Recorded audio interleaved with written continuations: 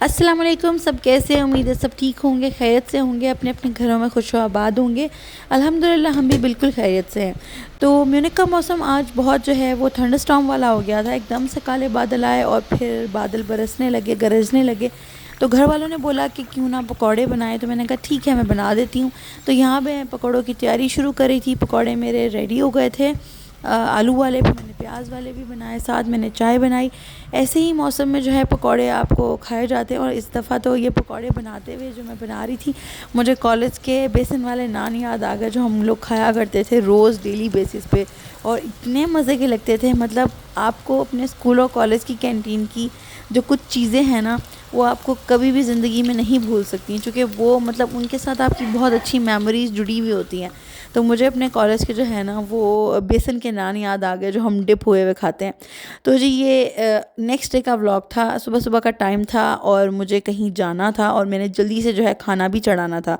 मतलब मेरा था कि मैं खाना जो है वो चढ़ा हुआ होगा, मतलब आधा पक गया होगा, तो मैं घर आके बस फिर जल्दी से उसको भून के और साथ में मैं रोटी बना लूँगी। क्योंकि ऑब्वियसली जब आप घर से बाहर जाते हो फिर थके हुए आते हो तो फिर खाना नहीं बनता। तो मैंने फिर 10 मिनट के अंदर अपने जो है ना ये इंस्टेंट पॉट में कीमा डाला, प्याज डाले, अदरक लहसुन डाला, टमाटर डाले, सारे मसाले डाले, खड़े मसाले डाले, और इसमें थोड़ा सा पानी डाल के, चूँकि जो मेरा ये वाला कुकर है ना इसमें पानी बहुत थोड़ा डलता है, मतलब बहुत ज़्यादा नहीं डलता।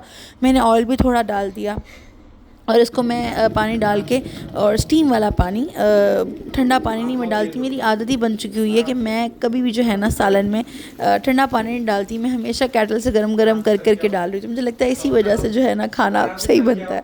तो जिस दिन मैं ठंडा पानी डालती हूँ उस दिन मुझे ऐसा लगता है कि पता नहीं मेरे आलूओं को क्या हो गया और वट। तो खाना मैंने चढ़ा दिया था, 30 मिनट्स का मैं टाइमर लगा दिया था। अब ये खुद ही बंद हो जाएगा। मैं आ गई थी बाहर, और बाहर जब मैं आई तो मुझे ये अपनी एक तो सॉफ्टी पसंद आ रही थी, वाइट कलर की, बहुत अच्छी समर की।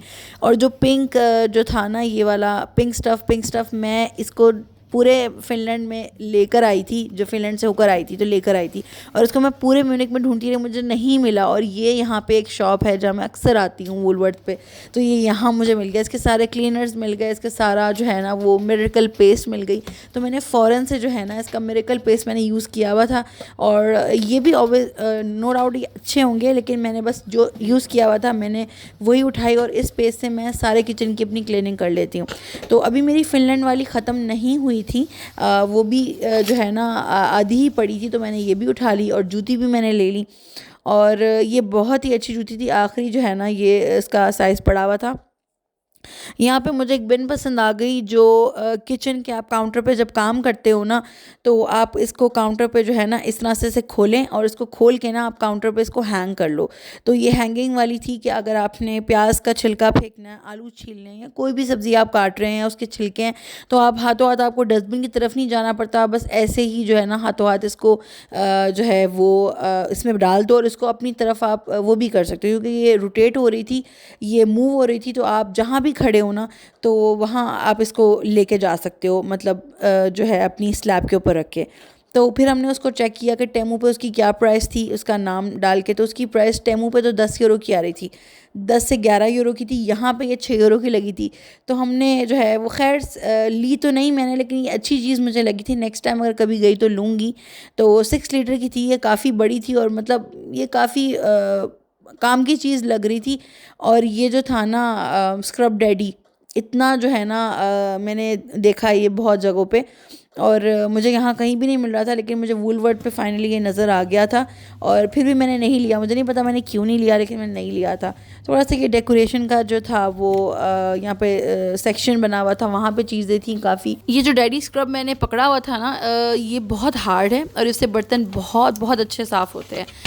इससे पतीलों की पूरी चिकनाहट उतर जाती है, और इतने अच्छे नीट एंड क्लीन बर्तन जो है ना वो चमक जाते हैं। सारा जो ऑयल होता है, हर चीज़ उतर जाती है, पतीलियाँ बेहतरीन साफ़ होती हैं। और बर्तन प्लेट्स अगर आप हाथ से धोना चाहें, समटाइम्स होता है कि इंसान को कुछ हाथ से भी धोनी पड़ती हैं चीज़ें, क्योंकि डिश वॉशर में चीज़ें समटाइम्स पूरी नहीं आती हैं। घर में दावत होती है तो आपको समटाइम्स पतीलियाँ कुछ बड़ी होती हैं, वो डिश वॉशर में आप नहीं धो सकते। तो आप इसको अगर हाथ से धोएंगे ना इस वाले स्क्रब से, हाथ से, तो बहुत अच्छे चमक जाएंगे आपके बर्तन।